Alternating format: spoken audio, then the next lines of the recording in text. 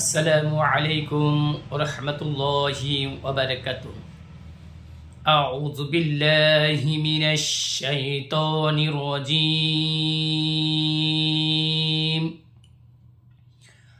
বিসমিল্লাহির রাহমানির রাহিম।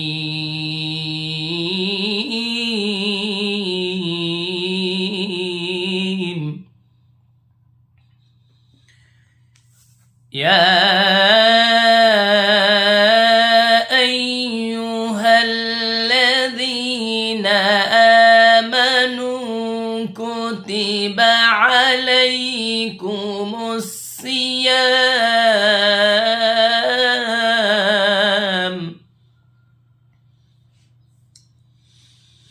كما كتب على الذين من قبلكم لعلكم تتقون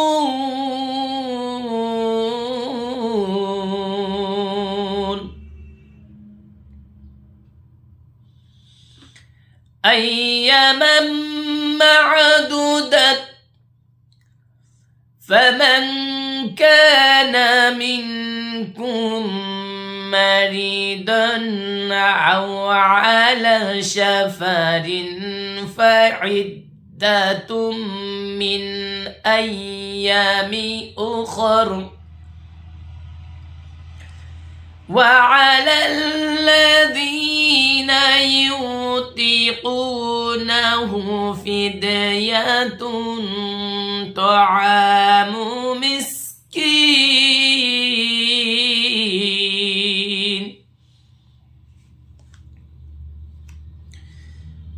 فمن تطوع خيرا فهو خير له وأن تصوموا خير لكم إن كنتم تعلمون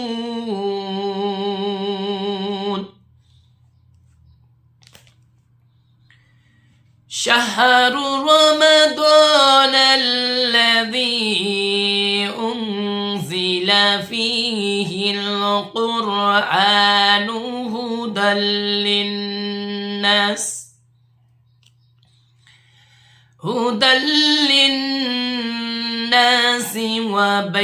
وبينات من الهدى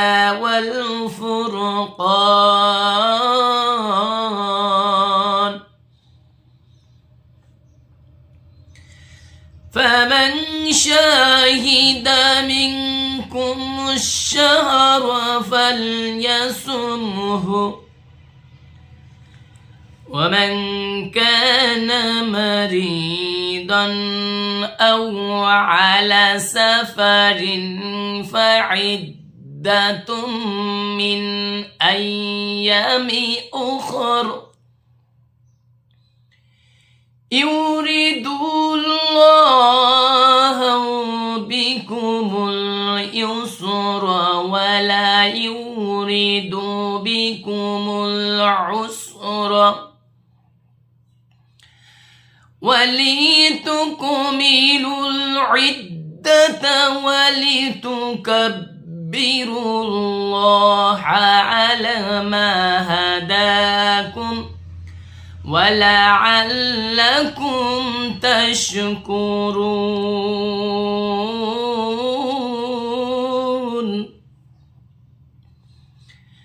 وإذا سألك عبادي عني فإني قريب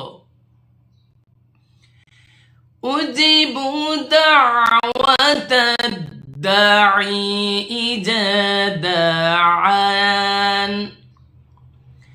فليستجيبوا لي وليؤمنوا بي لعلهم يرشدون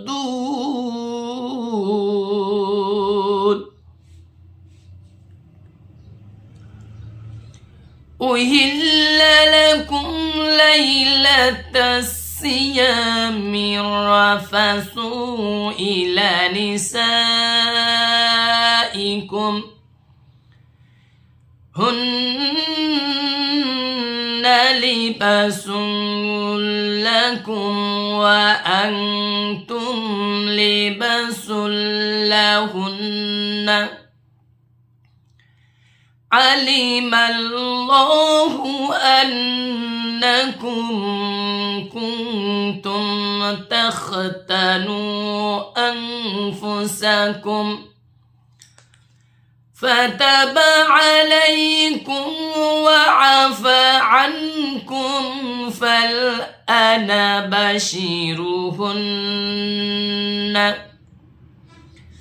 بشروهن وابتغوا ما كتب الله لكم وكلوا واشربوا حتى يتبين لكم الخيط الأبيض من الخيط الأسود من الفجر ثم أتموا الصيام إلى الليل ولا تبشروهن وأنتم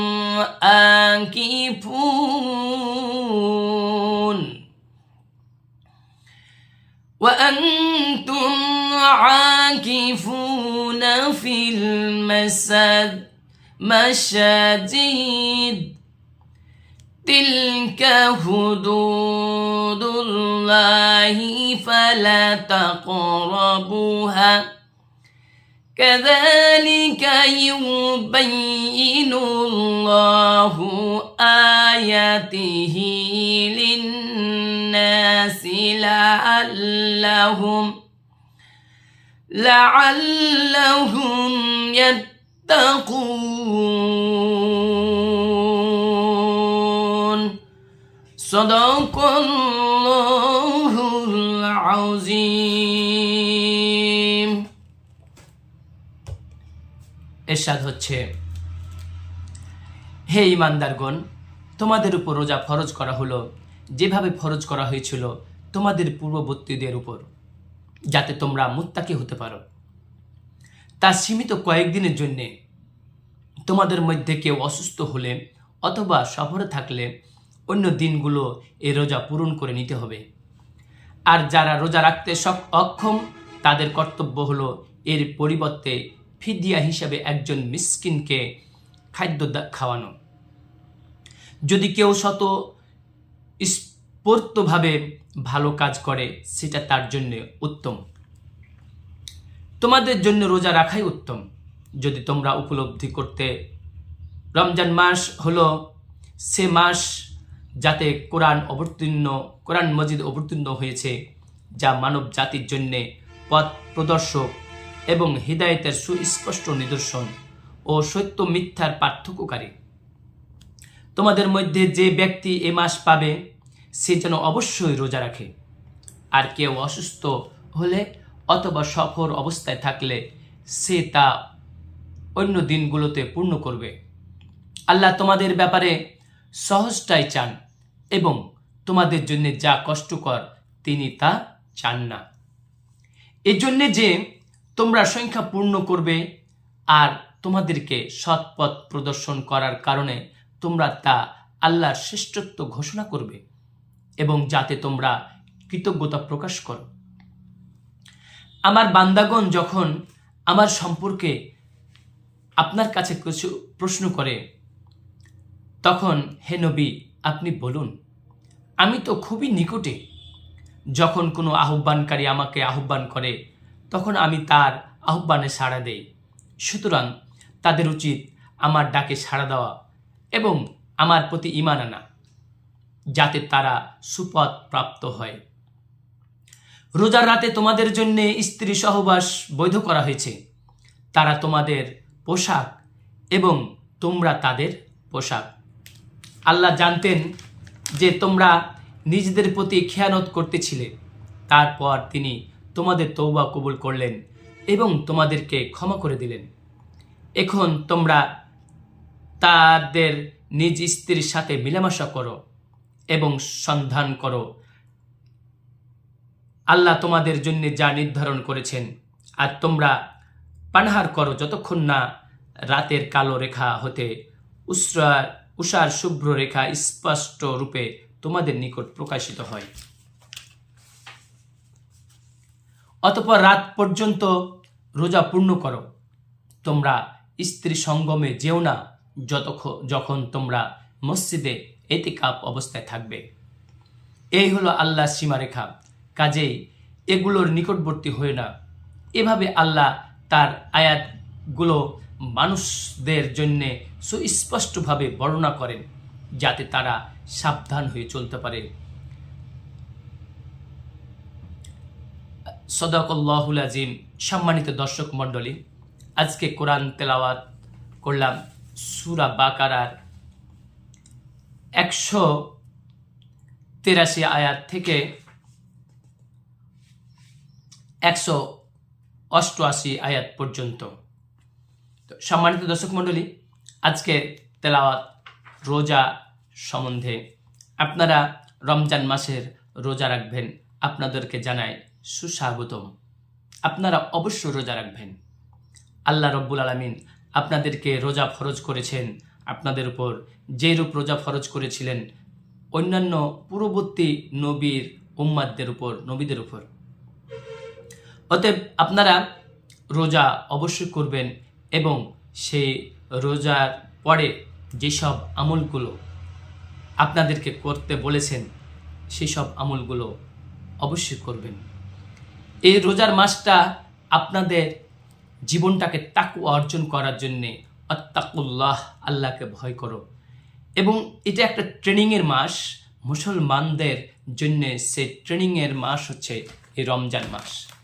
এই রমজান মাসে 11টি মাস আপনি অনেক গুনাহ করেছেন, অনেক পাপ করেছেন, অনেক মানুষের সাথে অন্যায় করেছেন। আল্লাহ রব্বুল আলামিন এই সুযোগ দিয়েছেন এই রমজান মাসে আল্লাহর কাছে ক্ষমা চান, দিনে রোজা রাখুন, 5 ওয়াক্ত নামাজ পড়ুন এবং রাত্রে কোরআন তেলাওয়াত করুন এবং কিয়ামুল লাইল, রাতে বেশি বেশি নামাজ পড়ুন। রাসূল সাল্লাল্লাহু আলাইহি সাল্লাম এই রমজান মাসে এই রোজা করার পর রাত্রে এত নামাজ পড়তো, তেলাওয়াত করতে করতে রাসূল সাল্লাল্লাহু আলাইহি সাল্লামের পা ফুলে যেত। আসুন না আমরা রাসূল সাল্লাল্লাহু আলাইহি সাল্লামের আদর্শে আদর্শিত হয়ে কিয়ামুল লাইল করি, রাতে বেশি বেশি নামাজ পড়ি, তারাবির নামাজ পড়ি, কোরআন তেলাওয়াত করি এবং মানুষের পাশে একটু দাঁড়াই, মানুষের সেবা করি, মানুষকে ভালোবাসি। আল্লাহ রব্বুল আলামিন আপনাকে এই পৃথিবীতে পরীক্ষার জন্যে এবং আমালুস সলিহান, সৎ কাজের আদেশ এবং অসৎ কাজে বাধা দেওয়ার জন্যে এই পৃথিবীতে পাঠিয়েছেন এবং সৎ কাজের প্রতিযোগিতা করার জন্যে আপনি প্রতিযোগিতা করুন। কে কত নামাজ পড়তে পারে, কে কত তেলাওয়াত করতে পারে, কে কত কোরআন তেলাওয়াত বুঝে পড়তে পারে। আসুন, এই রমজান মাসটা ট্রেনিংয়ের মাস, যেহেতু এই রমজান মাসে আপনার জীবনটাকে অতিবাহিত করে দিয়েন না। এই যে আল্লাহ রব্বুল আলামিন আকাশ থেকে বৃষ্টি বর্ষণ করেন, এই বৃষ্টি বর্ষণ করেন যখন যেগুলো খাল, পুকুর, নদী নালা এই বৃষ্টির পানিতে ভর্তি হয়ে যায়, গর্ত থাকলে ভর্তি হয়, কিন্তু মরুভূমির উপর যখন বালির উপর, ওই পদ্মা নদীর বালুচরের ওপর যখন বৃষ্টি হয় তখন শুষে যায় কিংবা নেমে চলে আসে, ওই বালুই থাকে। কিন্তু আপনার জীবনটা বালুর মতন করে রাখবেন না, আপনার জীবনটাকে পাপিষ্ট করে রাখবেন না। আপনি চেষ্টা করুন, ওই যেমন বৃষ্টির পানি গর্তে খাল পুকুর ভর্তি হয়ে যায়, আপনার রমজান মাসে আপনার জীবনের গুনাহগুলোকে মাপ নিয়ে আপনার এই আমলের দিলকে পুকুরের মতন ভর্তি করলেন নেকির কাজে, যা আপনার যে কোনো মুহূর্তে মৃত্যু আসবে, সেই মুহূর্তে আপনি আল্লাহ রব্বুল আলমিনের ডাকে সাড়া দিয়ে চলে যাবেন। কিন্তু আপনার যে গর্তে আমল পূর্ণ আছে, আপনার জীবনটা আলোকিত হয়ে আছে, আপনার জীবনে প্রদীপ জ্বলছে, ইসলামের আলো জ্বলছে, এই ইসলামের আলো থেকে বিচ্যুত হবেন না এবং আল্লাহর পথে থাকবেন এবং ইসলামের পথে থাকবেন। অবশ্যই এই প্রদীপের আলো যেমন চতুর্দিক আলোকিত করে, আল্লাহর আলো আলোকিত করবে। রমজান মাস আপনার জীবনের সকল পাপ থেকে দূরে রেখে তাকওয়া